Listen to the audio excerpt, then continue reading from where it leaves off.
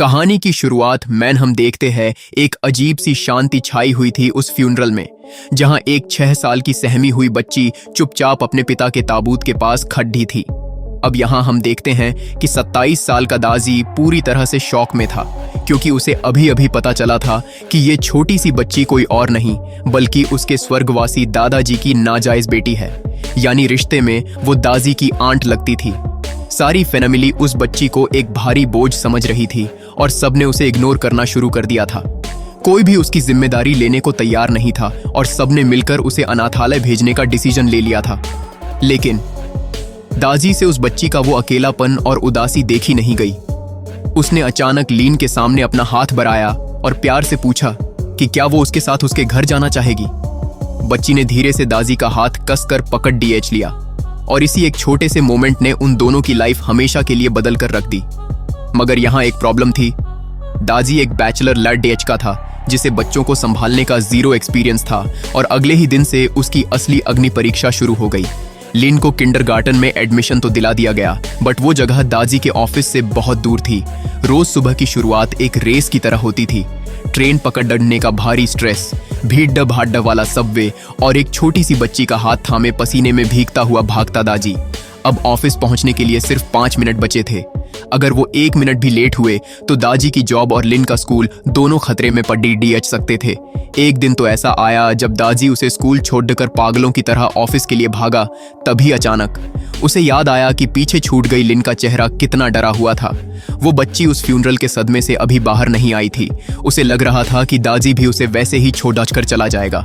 दादी उसी वक्त अपनी ड्यूटी भूलकर वापस पलटा और लिन से प्रॉमिस किया कि वो उसे वापस लेने जरूर आएगा।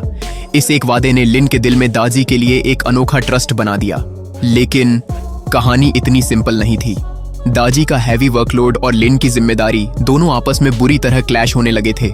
कई बार ऐसा होता कि दादी ऑफिस से लेट हो जाता और पूरी बिल्डिंग खाली होने के बाद भी लिन अकेले स्कूल के बाहर उसका इंतजार करती रहती। दादी जब भी उस बच्ची की सूनी आंखों को देखता उसे खुद पर गहरा गिल्ट फील होता था। अपने फ्यूचर और इस मासूम बच्ची की खुशी के बीच झूलते हुए दादी ने एक बहुत बड़ा सैक्रिफाइस किया। उसने अपनी हाई प्रोफाइल जॉब छोड़ दी और लॉजिस्टिक्स डिपार्टमेंट में शिफ्ट हो गया। वहां सैलरी और फ्यूचर ग्रोथ भले ही कम थी, बट उसे लीन के लिए काफी टाइम मिल सकता था। जब लोगों ने उससे पूछा कि उसने अपने करियर का ऐसा मर्डर क्यों किया, तो दादी का जवाब बहुत इमोशनल था।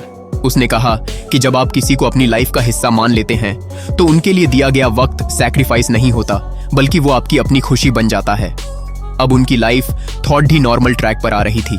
दोनों साथ में मिलकर शॉपिंग करते, खाना बनाते और एक प्यारी सी छोटी फैमिली की तरह हसीन पल बिताने लगे थे। और उसी वक्त एक रात दादी ने नोटिस किया कि लिन ने अपना बिस्तर गीला कर दिया था। वो बच्ची इतनी डरी हुई और नर्वस थी कि उसने अपनी चोरी छिपाने के लिए खुद ही कपड़े धोने की कोशिश की ताकि दादी को बुरा ना लगे। एक्चुअली लिन के अंदर एक बहुत गहरा डार्क सीक्रेट और डर बैठा हुआ था, मौत का खौफ। वो अक्सर सोचती थी कि क्या दादी भी उसे अचानक छोड़कर मर जाएगा। जब दादी ने उसकी यह बात सुनी तो उसका दिल टूट गया। दादी ने बहुत ही प्यार और पेशेंस के साथ उसे समझाया कि छोटे मोटे एक्सीडेंट्स होना नॉर्मल है और जो लोग सच में हमसे प्यार करते हैं वो कभी हमें छोड़कर नहीं जाते। वो हमारी यादों में हमेशा जिंदा रहते हैं। सब कुछ धीरे धीरे पटरी पर लौट रहा था। तभी अचानक कहानी में एक भयंकर ट्विस्ट आया। दादी को लिन की असली बायोलॉजिकल माँ जेंग जी का सुराग मिल गया। दादी पूरे दिल से उससे मिलने गया, यह सोचकर कि शायद एक माँ अपनी बिछड़ी हुई बेटी को वापस अपनाना चाहेगी। लेकिन वहां जाकर दादी को एक बहुत बड़ा रियलिटी चेक मिला। वो औरत अपनी कॉमिक बुक आर्टिस्ट बनने की धुन में इतनी अंधी थी कि अपनी ही बेटी को एक बहुत बड़ी प्रॉब्लम मानती थी। उसने साफ कह दिया कि उसे अपने सपनों के आगे कोई बच्ची नहीं चाहिए। इस कड़वे सच ने दादी को अंदर तक हिलाकर रख दिया। उसी पल उसने डिसाइड कर लिया कि खून का रिश्ता चाहे जो भी हो, लेकिन लिन का असली गार्जियन और उसका घर अब हमेशा के लिए दादी ही रहेगा। समय बीत रहा था और तभी अचानक एक इमरजेंसी कॉल ने दादी के पैरों तले जमीन खिसका दी। लिन और उसका एक क्लासमेट स्कूल से अचानक गायब हो गए थे। अब दिन ढल रहा था और सूरज डूबने में सिर्फ कुछ ही मिनटों का वक्त बचा था। अगर वो लोग अभी नहीं मिले तो किसी बहुत बड़े खतरे का शिकार हो सकते थे। दादी अपनी सुध बुध खोकर पागलों की तरह सड़कों पर भागने लगा। हर गली, हर कोना, हर पार्क छान मारा, बट लिन का कोई नामो निशान नहीं था। दाजी की सांसें अटकने लगी थीं। एक अजीब सी घबराहट, बेबसी और मौत का डर उसके चेहरे पर साफ दिख रहा था। तभी अचानक उसे खबर मिली कि वो दोनों बच्चे दादाजी की कब्र के पास सुरक्षित मिले हैं। दरअसल लिन को अपने पिता की बहुत याद आ रही थी और वो अपना सूनापन बांटने बस वहां चली गई थी। जब दाजी ने उसे सही सलामत देखा तो वो अपनी भावनाओं का बांध नहीं रोक पाया। वो जोर जोर से रोते हुए लिन को कसकर अपने सीने से लगा लिया। उसे पहली बार यह फील हुआ कि किसी को खोने का असली डर क्या होता है।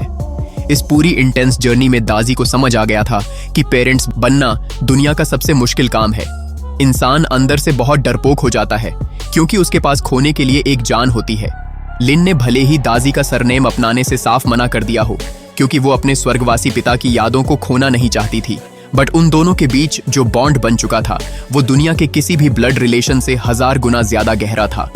यह कहानी हमें बहुत ही खूबसूरती से सिखाती है कि फैमिली सिर्फ खून के रिश्तों से नहीं बनती, बल्कि केयर, साथ निभाना और एक दूसरे के लिए किए गए अनगिनत सैक्रिफाइसेस से बनती है।